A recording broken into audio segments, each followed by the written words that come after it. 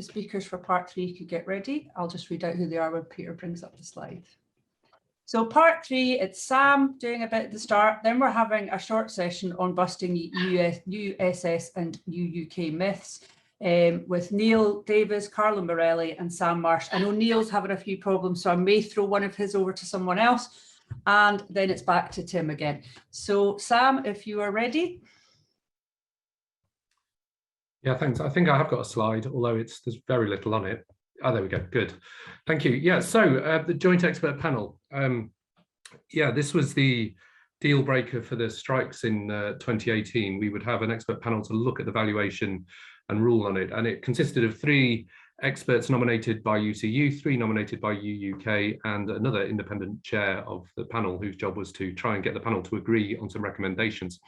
Now, they produced 2 reports. One to report on the 2017 valuation that prompted those strikes in 2018, and then one a year or so later to recommend an approach for future valuations. So how did what they say compared to what USS did? Let's look at JEP 1 first. So the joint expert panel said you could come up with a different answer to the valuation for 2017. You could use lower amounts of de-risking. You could lower the deficit recovery payments by using different assumptions. You could smooth the contribution rates. These are all slightly technical, I do apologize. And you could update the mortality assumptions and investment assumptions you're using. Now, USS looked at that and said, okay, thanks for the advice. We won't do that. Instead, what we'll do is we'll conduct a 2018 valuation, and we believe that that will update some of the things you said we could update and come to a different price. It did come to a different price, higher than the one that JEP indicated might be possible, but slightly lower than the 2017 valuation. But really, in terms of the impact on the valuation methodology, USS didn't really budge. JEP 2 had recommendations for future valuations and some comments on governance. Their ideas for evaluation methodology revolved around something called a dual discount rate, which I haven't got time to go into. Their ideas on governance were relatively modest. They talked about things like a valuation subcommittee of the board and a valuation forum to discuss with stakeholders. USS adopted the methodology ideas in name. They have put in a dual discount rate, but not in spirit, because they've used it in a way that essentially does what they did before, possibly even more so. The governance, USS, I was involved in some very frustrating meetings on something called the tripartite group, and USS made no concessions on governance and instead diverted the discussion to the Joint Negotiating Committee and said that the problem lay there. Now, of course, if you asked USS what they did in response to the JEP, they might say differently, but that's how things have looked from our side. I'll stop there. Thanks very much, Sam. That was very succinct. So now we're over to busting some myths that USS and UUK have come out with, and they come out with plenty. So myth number 1 is Neil. I don't know if Neil is ready. If not, I might do this one myself. If you bring up the slide, I'll just make it up. So myth number 1, scheme opt-outs are very high. Neil, are you available?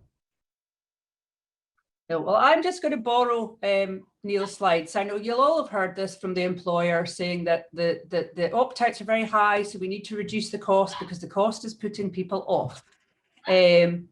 So this is, as the quote says, we hope that as many as 1 in 5 become eligible to join the scheme, choose to opt out. Now, as you can see from the graph, we are actually not at a historic high for opt-outs. You would say over the last 12 years, we're actually at a relatively low level.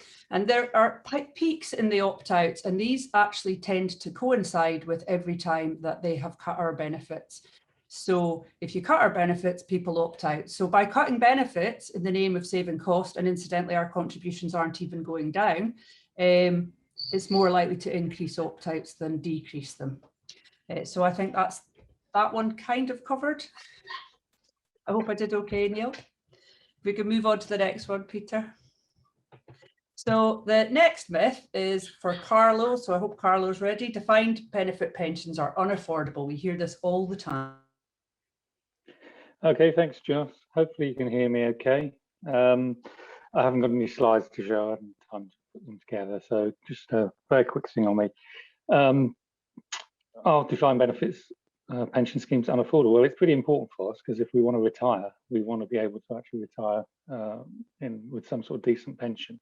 So as trade unionists, I think we've got quite a big concern that we actually can retire, and we wouldn't want to put forward proposals which were clearly going to be unaffordable or unsustainable in terms of our long-term pensions, given we're making contributions for nigh on 40 years of our lives in the process. All of the estimates, what's referred to as best estimates, all the estimates of the real returns on USS and most defined benefit schemes, it must be said, are in favour of the scheme. They show surpluses time and time again. And the reason for that is not too difficult to understand. Growth in the economy leads to increased investment, which again leads to increasing growth in the economy. And although the economies can go up and down over time, across the piece, the amount of wealth in the economy, the wealth in society grows consistently and has done. Short of catastrophic climate change, that's likely to continue in the long term. And so best estimates of schemes always show the schemes as being affordable and sustainable in the long run. And USS is no different in that sense. So it's the things you've been hearing earlier about the construction of evaluation and the use of gilts rather than the real assets is driving these notional deficits in the scheme. I just want to make one quick point about that, is the way in which the USS did it in the past and actually has just continued. We haven't mentioned Test 1, that will come back to, that everyone will remember that from a few years ago.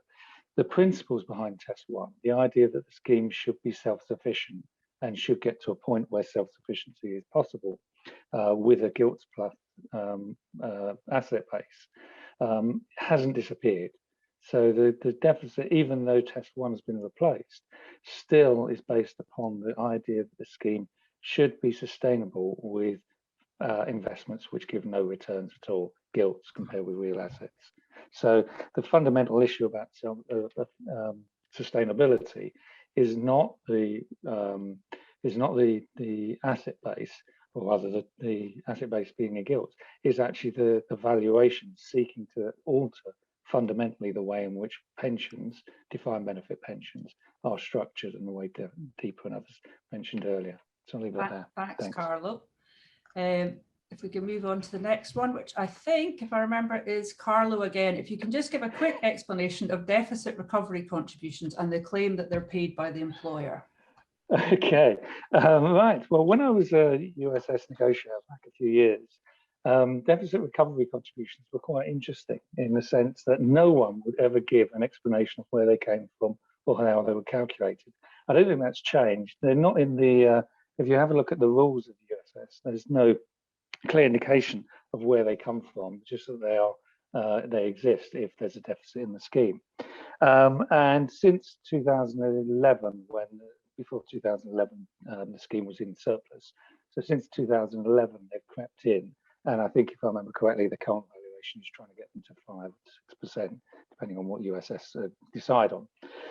Deficit recovery contributions are supposed to be contributions to recover a deficit over a period of time. And the returns on those assets, those new assets, are expected to, over time, clear some, but not all of the deficits that they calculate. Quite how they arrive at the figures is a mystery, and I've not seen anyone suggest there's a way of calculating them. They seem to be largely made up. But I think the key point here is that deficit recovery contributions have been used as a way to ramp up the costs of the scheme. They started off, I think it was at 0.7%, if I remember correctly. I've got it written down here somewhere if I can find my notes. They've just disappeared. 0.7% back in 2011, heading up to 2 to 3% before 2018. And then from October this year, they're supposed to go up to 5%. So that's one of the drivers of what's leading the employers to seek to end the contribution increases in October next month. So DRCs are about trying to drive up the cost to make it unaffordable, and of course that comes out of future contributions and what I have members to in the rush you, future Carlo, I'm get. afraid. So there's an intergenerational inequality here. Members are paying now for this notional deficit that existed in the past, and that's part of the real problems with DRCs. I'll leave it there. Thanks. Thanks very much, Carlo. Now we're going to move on to myth number 4. UUK claim that inflation won't happen. They made this claim recently. I don't think it's been backed up, as Sam was saying earlier today, by their actuaries. Now, I don't know if Neil can come in, and if he can't, then I'm hoping that Sam might take this one. So Neil, are you available? Doesn't sound like it. Sam, do you want to take this one? I'd love to, actually, yeah. So thanks. UK's proposal has this inflation cap at 2.5%, as Joss explained earlier. That means every time inflation goes above 2.5%, your inflation erodes. Somebody else was explaining this earlier as well. Now, UUK, interestingly, have put some figures out there for how much of a hit their package will be to members, and they've said if you're earning £40,000, it will only be a 12% cut to your pension benefits. 12% sounds like a lot anyway, but it's more than that because they haven't factored in any account of the erosion due to their inflation cap. How can they justify this? Well, FT pensions correspondent Josephine Cumbo asked them why they hadn't factored it in, and their response was along the lines of the current rate of inflation is below 2.5%, therefore we haven't included it in our calculations. In other words, their 12% figure for the hit to someone earning £40,000 is only true if inflation stays below 2.5% for every year until that person retires. Now, inflation may stay below 2.5% for every year, is highly unlikely. In fact, the forecasts are it's going to go above that later this year or next year. So UUK pulling a fast one. The comment Joss made about Twitter was, I pointed out that I don't think UUK's actuaries, Aon, have used this claim anywhere, and I don't think you'll ever see them do it because they would probably lose their license to practice if they did. Okay, I'll stop there. Thanks very much, Sam. That was a great explanation of that. And I believe it's you up again for the final myth, which they call this de-risking because they say it's going to make our pension safe. Is it actually de-risking? Right, well, de-risking involves selling assets that are sometimes thought of as risky, but assets that give you a good return, equities, property, things like that, and investing instead in things that are supposed to be safe, bonds, corporate bonds, government bonds, things like that. Now, that language is definitely misleading in the context of pensions. Firstly, if you're investing for a long time horizon, then things like equity and property have historically performed very well over long periods, and you don't need to worry about the ups and downs. On the other hand, if you invest in something like government bonds at the current rates, even some corporate bonds, you are likely to find that you are losing money in real terms each year you hold on to them. In fact, yeah, so the current rate of government, but long-dated government bonds is around minus 1.5% relative to CPI.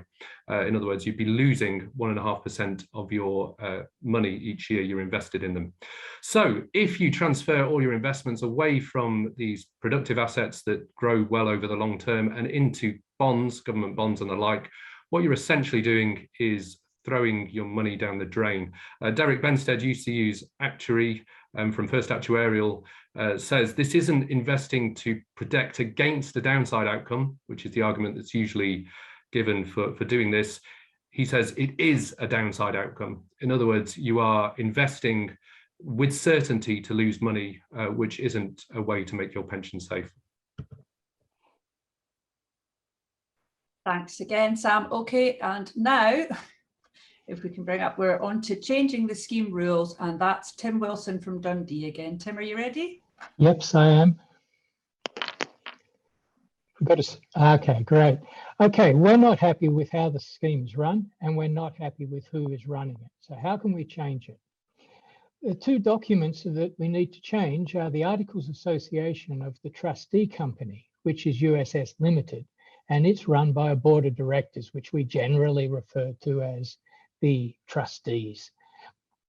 And the chief executive of the trustee company is Bill Galvin. He does the day-to-day running, but it is the board of directors that provides the oversight. And they are meant to run the scheme according to the scheme rules. And both the scheme rules and the articles of association have to, of course, be in accordance with pension law. And TPR exercises oversight over both the scheme rules and the trustee company itself. Now, to change the scheme rules, the only organisation that has the power to do that is the trustee company. If they wish to change the scheme rules themselves, they have to get the permission of the Joint Negotiating Committee. The Joint Negotiating Committee can propose changes to the scheme rules, and the trustee company has to approve them before they're incorporated. So either way, we've got to get a majority. If we want to change the scheme rules, we've got to get a majority in the Joint Negotiating Committee, which, as Justine explained earlier, basically hinges on the independent chair. And the independent chair is probably not going to support a change to the scheme rules if it's only either UUK or UCU that is proposing it. So in other words, we would need to work with UUK in order to get agreement to change the scheme rules. The situation is even worse for changing the composition of the board of directors in order to change who runs the scheme, because the articles of association dictate that only the board of directors can dismiss a director, and the board of directors is the only body that can appoint independent directors, and there's up to 5 of them. And so while UCU and UUK have a majority, if they worked together, they could change the board of directors, but it would need agreement of the two. Another aspect of that is there is a mechanism within the Articles of Association that either UUK or UCU directors working in concert could block any move. So again, we would need total cooperation with UUK to exercise change in the composition of the board. Doesn't sound easy, does it? No, nothing to do with USS ever does. Thanks very much, Tim. Now,